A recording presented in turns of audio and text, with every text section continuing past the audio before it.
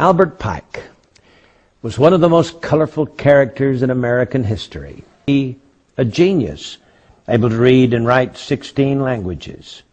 He was one of the founding fathers of the head of the ancient accepted Scottish rite of Freemasonry, being the Grand Commander of North America Freemasonry from 1859, and retained that position until his death in 1891. In 1869, he was the top leader of the Knights of the Ku Klux Klan.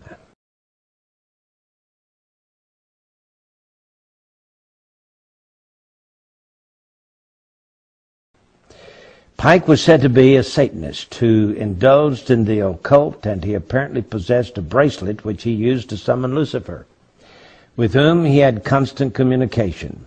He was the Grand Master of a Luciferian group known as the Ordo of the Palladium, or of Sovereign Council of Wisdom, it's also been called, which had been founded in Paris in 1737.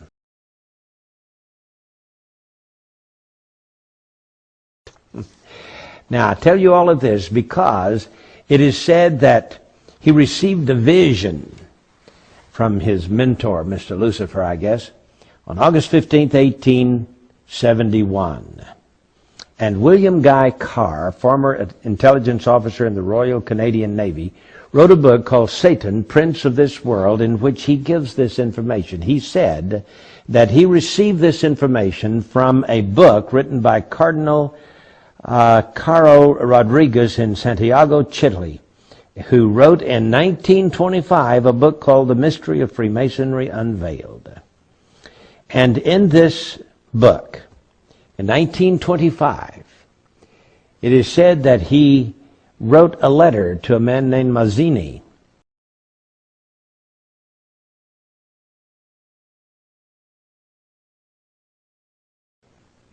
in which he described this dream. And in the dream, he predicted 3 world wars. The First World War, he said, must be brought about, and I'm quoting from Albert Pike. The First World War must be brought about in order to permit the Illuminati to overthrow the power of the czars in Russia and of making that country a fortress of atheistic communism. The divergences caused by the agents of the Illuminati between the British and German empires will be used to foment this war. At the end of the war, communism will be built and used in order to destroy the other governments and in order to weaken the religions. Now, students of history will know that Otto von Bismarck forged certain alliances between 1871 and 1898, which brought about this war, this World War I. And Otto von Bismarck here says that he was a co-conspirator with Albert Pike, and he was the one instrumental in bringing about the First World War. Well, that's the First World War. Then he dreams that there must be, he is given in this visionary dream, a Second World War. Now remember, this was in 1925 that it became public in this book written by a cardinal from Santiago, Chile, Rodriguez. He says, quote, "The Second World War must be fomented by taking advantage of the differences between the fascists and the political Zionists. This war must be brought about so that Nazism is destroyed and that the political Zionism will be strong enough to institute a sovereign state of Israel in Palestine. During the Second World War, international communism must become strong enough in order to balance Christendom, which would then be restrained and held in check until the time when we would need it for the final social cataclysm." Well, there are some who may argue that the terms Nazism and Zionism were not known in 1871. Now, you should remember, however, that the Illuminati invented both of these movements. In addition, communism as an ideology and as a coined phrase originates in France during the Revolution. In 1785, Restif coined the phrase 4 years before the Revolution broke out. Restif and Babeuf, in turn, were influenced by Rosé, as was the most famous conspirator of them all, Adam Weishaupt.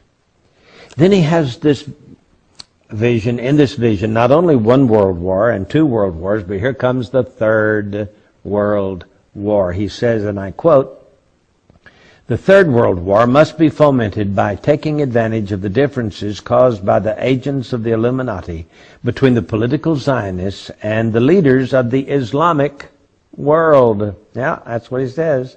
The war, this was 1925. Please understand that. At least 1925. May go all the way back to 1871, as is purported to do, but at least it was written in a book and published in 1925. So he says, after World War I was just over a few years, and before World War II even started, he's now thinking about this third world war, and it says that it will be caused by the differences between the political Zionists and the leaders of the Islamic world. The war must be conducted in such a way that Islam, the Moslem Arabic world, and political Zionism, the State of Israel, mutually destroy each other. That's what it says. Meanwhile, the other nations, once more divided on this issue, will be constrained to fight to the point of complete physical, moral, spiritual, and economic exhaustion. We shall unleash the nihilists and the atheists, and we shall provoke a formidable social cataclysm in which, in all its horror, will show clearly to the nations the effect of absolute atheism, origin and savagery, and of the most bloody turmoil. So he's against Christianity and he's against atheism. They're supposed to fight each other to the death, you see. Then, he says, everywhere the citizens obliged to defend themselves against the world minority of revolutionaries will exterminate those destroyers of civilization and the multitude, disillusioned with Christianity, whose deistic spirits will from that moment be without compass or direction, anxious for an ideal, but without knowledge where to render its adoration, will receive the true light through the universal manifestation of the pure doctrine of Lucifer. That's what he says. Brought finally out in the public view. So he's saying that Lucifer will finally make himself, the good guy. He's going to save the world from these atheists who don't believe in deity and from these Christians who believe in the good God. Well, so it says, this manifestation will result in the general reactionary movement which will follow the destruction of Christianity and atheism, both conquered and exterminated at the same time. Well, I don't know if it's true, but I can tell you that it sure has played into what is being carried on in the Middle East today. And it looks like everything from World War I and World War II, with the development of the State of Israel, and with the Zionist movement and the communist movement and the atheist movement, and the peppering down of persecution on the Christians of this world, it looks like that may be Lucifer's attempt at annihilation of us all, so that Lucifer will appear in the form, of course, of what the Bible calls the Antichrist, and establish peace on earth for mankind. I got news for all those Illuminatists. I can tell you this, they're all going to be thrown into the lake of fire. So says the Word of God, and I believe it from cover to cover.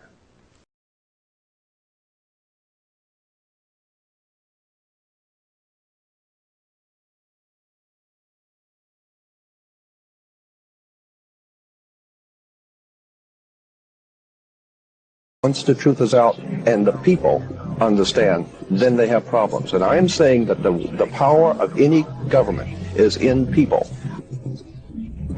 A new world order can emerge, a new era, freer from the threat of terror, stronger in the pursuit of justice, and more secure in the quest for peace. An era in which the nations of the world, East and West, North and South, can prosper and live in harmony. If you understand that symbols and emblems and things that we see every day are like the letters of an alphabet, If you put them together, they tell a story. If you understand, wake up and understand that we are not in a benevolent government, that Plato said the price good people pay for non-involvement in public affairs is to be ruled by evil men. Graphic symbolism is as important in the 18th century as it is now in the 21st century. So there was a standardized visual language which stood across Europe and, of course, the United States. At a time when many people couldn't read, this common visual language was taught through the use of emblem books. Emblem books became standard pattern books for engravers, architects, engineers. So by the time you get to the early 18th century, Ripper's emblem book was the standard piece of design equipment that you'd find in any engraver's workshop. That in the old Celtic Druid occultism of ancient England, from which we have gotten most, about 95% of our mysticism in America has come from the old ancient English Celtic magicians. We always see pictures of we're talking about Stonehenge, right? Yeah, Stonehenge, right. Merlin the magician with his magic wands, and all the magicians always have their magic wands.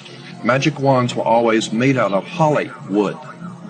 And Hollywood has been used for many years to manipulate your thinking, to explain mystical subjects to you, and to prepare you to accept certain mystical premises. A classic example, and I'm not in any way belittling the work, but it's very important to understand Steven Spielberg and George Lucas's work with the Indiana Jones and the Last Crusade, because you can't understand the Last Crusade if you don't understand the First Crusade. And if you understand that the Raiders of the Lost Ark, who was the Raiders of the Lost Ark fighting against? It was the Nazis. Interesting, too, in the Star Wars, according to the Masonic reference works that you can get in any library, the Freemasonic orders of Europe said that there was a little ideologue, a little spiritual entity that gave the knowledge to what the Masons call our hidden masters. That's what Freemasonry refers to, those who lead world Freemasonry. They don't know who they are. No Freemason knows who the actual leaders of the world organization are. They call them our hidden masters. Well, according to the reference works, there is a little spiritual entity that guides the world Freemasonry, and they call him Yoda. And in the reference works, you'll see this little creature with the pointed ears, and he's called Yoda.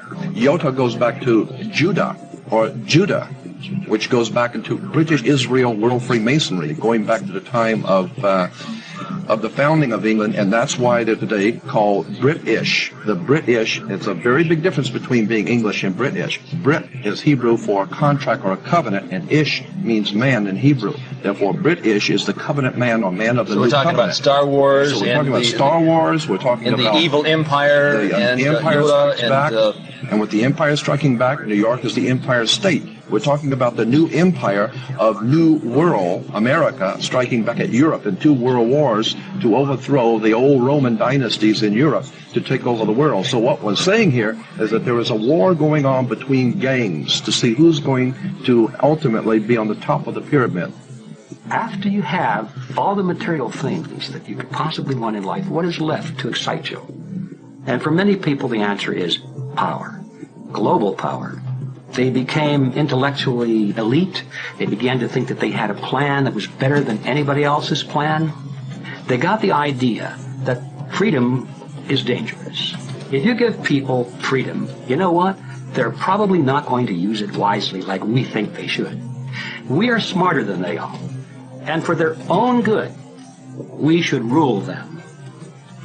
Yes, the obelisk, you'll see the Egyptian obelisk here. The Egyptian obelisk points up to the top of the triangle or the top of the pyramid. We're talking about occultic forces. We're talking about the 5-pointed pentagram, which was used by satanic worshippers for thousands of years. If you take the 5 points off of a 5-pointed star or a pentagram, you have left in the middle a pentagon. That's why the United States has a pentagon. The pentagon is directed toward the North Star because, according to the ancient Babylonians, that's where you gathered power from the gods of the North in war. We're talking about sex, drugs, rock and roll, violence. We're talking about a concerted effort to manipulate the human beings of this country into a new order and a new world, and the people are going along with it docile and have not. And they say it says novus ordo seclorum. That's on that really interests me. That the term seclorum. You said earlier that meant secular. Now, doesn't that secular really mean more than Well, these people think of themselves as gods. Well, but these are the new gods. But secular. If you ask a minister what secular means, he'll say the secular world and we Christians, meaning that it's a secular world without the God that created us. Isn't that true? Yes. So what we're looking at is a new God, a Luciferian God, a satanic God who will be the leader of the New World Order. So the New World Order is the New World Order without the old God of the Bible and with the new God, Lucifer, Satan. Now, you take a look at the pentagram. We want to bring out one point here in relation to what he says. We're not talking about an evil genius somewhere in Bavaria. We're talking about America. Here is the New World Order. We are in the middle of the most diabolical, conspiratorial movement ever developed on the face of the earth, right here in America. The 33rd Degree Council that meets in Washington, D.C. claims in their own literature to be the mother jurisdiction of the world, the mother council of the world. Manly P. Hall called them the most powerful organization in the land, that they ordain kings and shape the destinies of worlds. That's called power. In Africa, and the big game hunters in Africa for many years used to, when you go out to hunt the big game, you wouldn't go into the jungle to look for the big game. You would hire many of the natives to go out with cans and bottles and surround about a 10-mile circle out in front of you and work in, beating cans and bottles and screaming and frightening your prey, the lion or the animal that you're looking for, and he's your prey. And you keep closing in until finally whatever's out there comes out into the open and he's a sitting duck. That is precisely what has been happening for the last 100 years.